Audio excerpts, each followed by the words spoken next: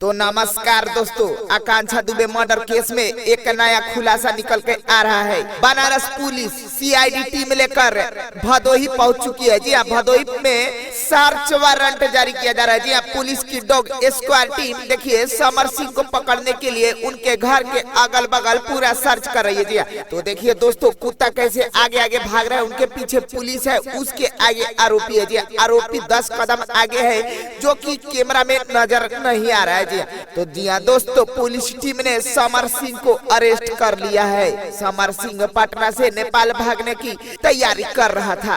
आप लोग को बताना चाहेंगे दोस्तों, डॉग स्क्वाड टीम जैसे ही भदोही पहुंची और बनारस के होटल पहुंची, समर सिंह को ये भनक फोन के द्वारा जानकारी लग गई।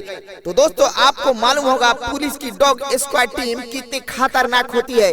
जुर्म कैसा भी हो जल्द ही पता लगा लेती है। सीआईडी टीम ने अपने कुत्ते के द्वारा समर सिंह का पता लगाया और अरेस्ट करके उनको जेल ले जाने की तैयारी हो रही है। तो दोस्तों, ये जानकारी आप लोग को कैसी लगी? अच्छी लगी तो हमारे चैनल को लाइक शेयर और सब्सक्राइब जरूर कीजिएगा। मिलते हैं अगले वीडियो में, तब तक के लिए नमस्ते नमस्कार।